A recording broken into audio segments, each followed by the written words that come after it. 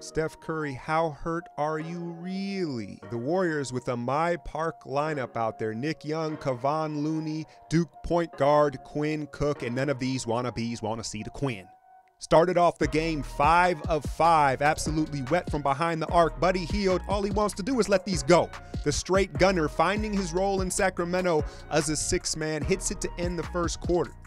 Omri Caspi, coming off maybe his best game as a Warrior, comes down on David West's foot and severely sprains the right ankle. And he's likely done for the regular season. You see, that's a good full turn at full height of his jump and just coming back and getting right. Draymond, know yourself. That's not for you, bruh. Buddy Hield's bottom lip out of bounds in the corner, and the Warriors let him know about it. Maybe it's his upper. I'm going to leave that alone. But look at this. Why is this a highlight? Because of Steph's antics. Anyway, back to the game. Fourth quarter, backdoor. Quinn Cook, career-high 25 points and would finish the game on the floor. Not Sean Livingston. De'Aaron Fox didn't hit a jump shot till the final 2 minutes of the game. The boy has the clutch gene. He's got to learn to shoot. He's a little awkward, but he's got the clutch gene along with this man, Day-Day. He shot 10 of them, only made 3 of them. That was the biggest one of the night, tying the game with under a minute to go. So what is Kerr going to draw up in the huddle minus the 3 stars? It's Swaggy at the top. Willie Cauley-Stein sells out on the 3 ball and finishes with 2 hands on the other end. Kings get the win. All right. Well, first off, this game, man, as a member of the media, I'm just, this home stretch of games, this is going to be challenging, man. It's going to be challenging. Obviously, the news breaks today. Kevin Durant has a displaced fracture in the cartilage between his ribs. I don't know. I don't know what that means. That's not a common basketball injury. We saw him, I believe he was clutching and he was holding it in Minnesota Sunday. And then Wednesday against the Lakers, you saw him kind of adjusting. And I had mentioned that he didn't look right. He wasn't moving right. So they initially this morning announced that KD is out tonight with sore ribs. Then about 12 hours later, they announced that he has a fracture in his ribs and he's out at least 2 weeks.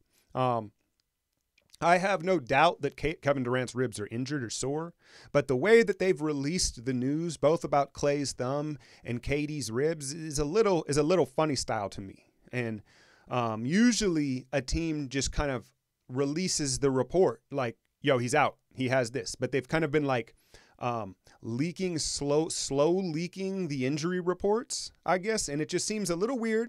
The timing of it right now, all of them resting towards the end of the season. So like I said, I have no doubt that there are injuries, but the timetables and the significance of the injuries, I do not put it past the Warriors organization that they are embellishing these injuries so they can rest their star players down the stretch. And I'm fine with it. But again, covering these videos, these breakdowns in these final 15 games or so, it could be a rough go, man. There could be some ugly games just like the finish we saw tonight. Quinn Cook, career high 25 points, 40 minutes. Only like 3 assists though, right? And the reason I point that out is the dude is a scorer. And I know that also this was what he was told to do. We didn't have a lot of shooting out on the floor, obviously missing all our scoring. So he knew that that was his role within this game. But if you watch him come off pick and rolls, he just, partly he's short, he's small. He's like a small quarterback in the pocket, right? He can't make some passes that other guards can, but he doesn't even really look for them. He's not a passing point guard. He's a shooting point guard, and we saw that tonight. But he had like 5 threes, and he started off 5 of 5. I was impressed with his offensive performance. I was.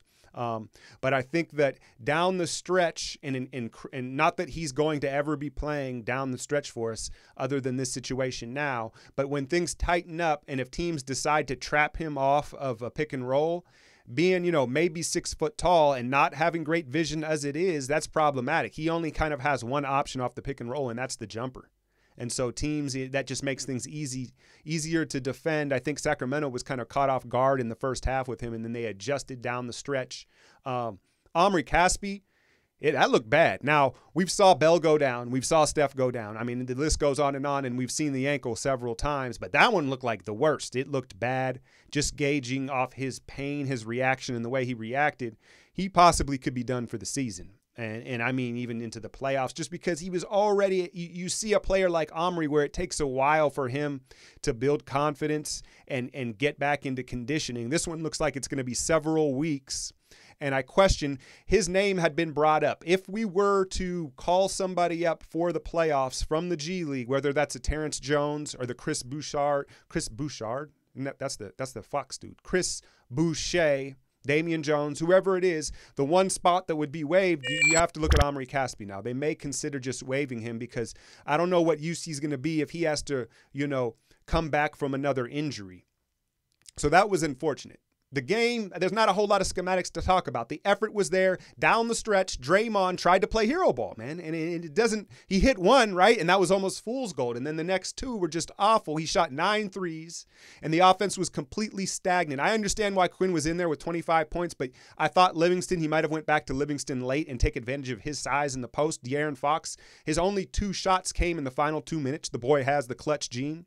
And I like Sacramento. I think they have pieces. They don't have a star yet, but they have the pieces that you'd want to put around one. Now, could you convince someone to come to Sacramento? Fuck no, right? So you have to do it through the draft, but I like what they've done in the last 18 months as far as their roster goes. Back-to-back, the Suns Saturday night, my daughter and I are going to the game out here in Phoenix, so I'm not going to have this video for you tomorrow. I'll have a vlog of my daughter and I at the Suns game, Warriors. It's going to be tough, back-to-back.